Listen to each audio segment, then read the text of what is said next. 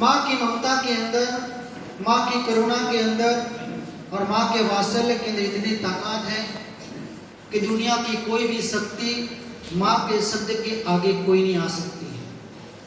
दुनिया में सबसे अकेला शब्द हो तो वो है माँ, और दुनिया में सबसे मीठा शब्द हो तो वो भी है।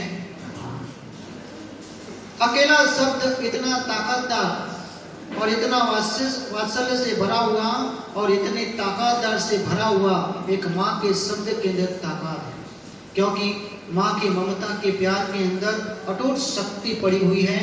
जो समझदार हो वो ही माँ का प्यार को पा सकता है। आज हम ऐसे एक बिंदु पर चर्चा करेंगे कि जिसको अगर अपन आंखों में बसा लो तो आंखों की रोशनी बढ़ जाती है, जिसको अगर कानों से सुन लो तो कानों के अंदर संगीत की लहरी फूट निकलती है, जिसको अगर अपन जुबान से बोल दो तो जुबान मीठी और मधुरी बन जाया करती है, और वो है माँ।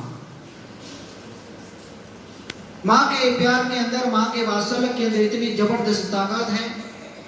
इसलिए जीवन में भगवान उमा स्वामी ने 3 उपकारों को कभी भूलना नहीं चाहिए। नंबर 1 माँ बाप को, नंबर 2 अपने स्वामी को जिन्होंने अपन को आगे बढ़ाया है, और नंबर 3 गुरु और भगवान को। इन 3 उपकारों को जीवन में कभी भी भूलना नहीं चाहिए। पाप से मुक्ति हो सकती है लेकिन ऋण की मुक्ति कभी नहीं हो सकती है। और शास्त्रों में लिखा है कि माँ बाप का अपने ऊपर इतना बड़ा ऋण है, इतना बड़ा उपकार है कि अगर बेटा अपने शरीर की चमड़ी को उतार कर जूता बना के माँ बाप को पहना देना तो भी उसका उपकार पूरा नहीं होता। इतना बड़ा एक माँ बाप का उपकार है।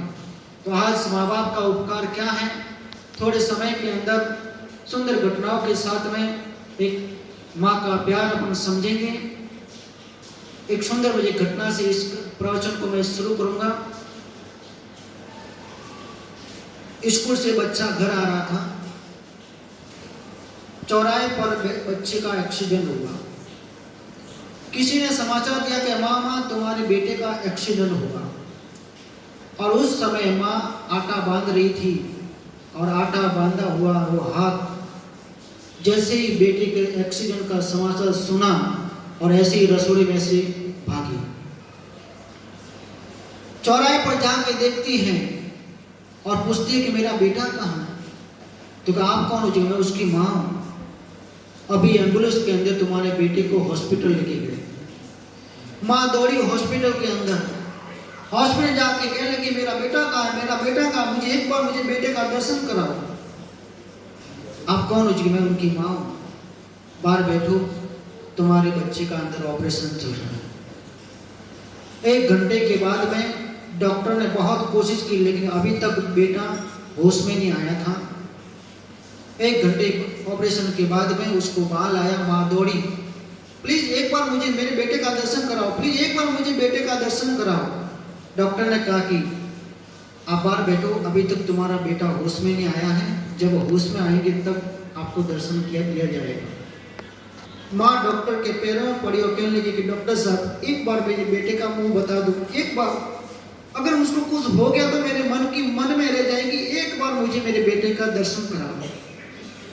और डॉक्टर समझ रहे थे कि उनका बेटा ऐसे भी बचने वाला तो है नहीं, और उसकी माँ के मन में रह जाएगी, और कहा कि उसको जाने दो। आईसीयू के अंदर बेटे को लेके गए और माँ दौड़ी आईसीयू रूम के अंदर। सीधी माँ अपने बेटे के पास में गई। डॉक्टर ने कहा कि उनको छूना मत, लेकिन माँ का प्यार बच्चे के पास में गया, बेटे का मुंह पकड़ा और अपने प्रेम से, वात्सल्य से अपने बेटे को दुआएं देती गई, और भगवान से इतनी ही प्रार्थना की कि हे भगवान, मेरे जीवन में जितना भी